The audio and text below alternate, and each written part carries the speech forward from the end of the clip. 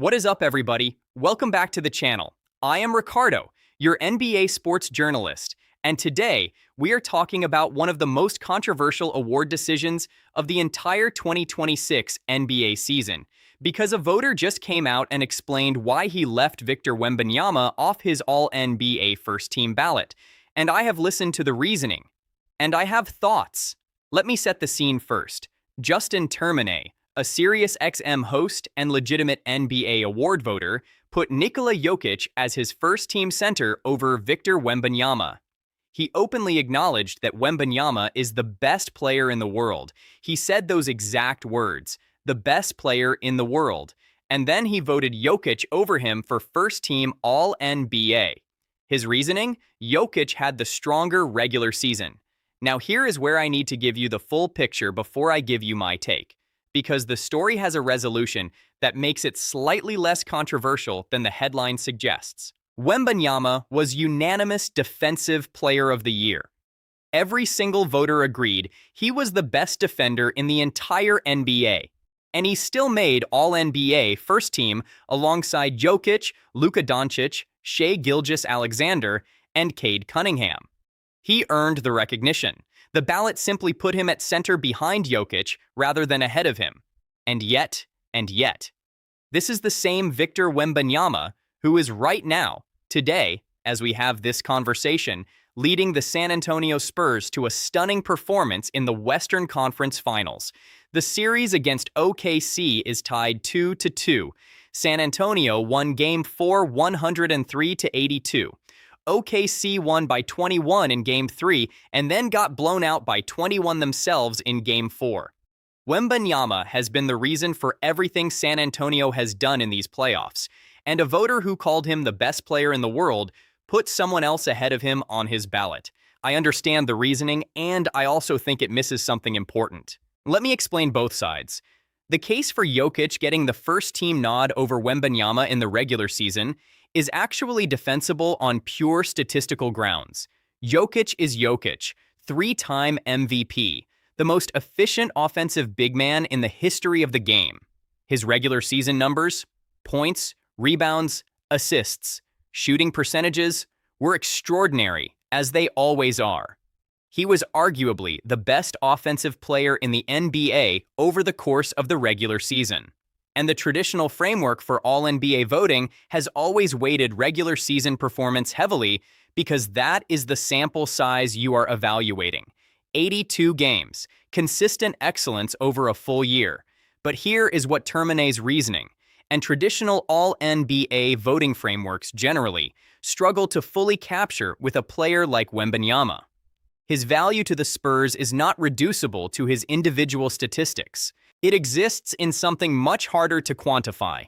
The fear he creates, the shots that do not happen because he is in the building, the drives that get pulled back at the last second because a driver glanced at the paint and saw 7 feet 4 inches of length waiting for them. Anthony Edwards told us this directly. He celebrates when Wembanyama leaves the game. He is not joking. He is describing a genuine psychological and tactical reality that Wembanyama's presence on the floor changes what is possible for the opposing offense in ways that never show up in anyone's box score. You cannot count the shots that were not taken. You cannot quantify the plays that were never initiated, but they are real. They affect the game, and they are part of why Victor Wembanyama is, as Termine himself admitted, the best player in the world. Now let me connect this to what is actually happening in the playoffs right now, because the timing of this ballot controversy is extraordinary. Termine voted Jokic over Wembanyama based on regular season performance, and Jokic's Nuggets were eliminated in the first round by Minnesota, while Wembanyama is in the Western Conference Finals tied 2-2 with the #1 seed, having produced one of the most historic individual playoff performances in league history in Game 1, leading his team to a dominant Game 4 win by 21 points against a team that came in having gone 8-0 in the postseason. Playoff performance does not affect All-NBA voting. The award is based on the regular season. I understand that. But the context of this conversation happening while Wembanyama is doing what he is doing in May makes Termine's ballot feel even more like a missed evaluation. The voter called him the best player in the world and still voted someone else ahead of him. And now the best player in the world is proving it on the biggest stage in basketball. Here is what I think is actually happening with all NBA voting and Wembanyama specifically. Voters are still calibrating. They have never seen a player like this before. The frameworks they use to evaluate greatness, MVP criteria, all NBA standards, defensive player considerations, were built around conventional player archetypes. A guard who scores, a forward who does everything, a center who dominates the paint.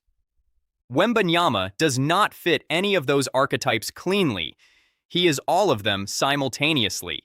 And when a player defies your categories, your evaluation tools struggle.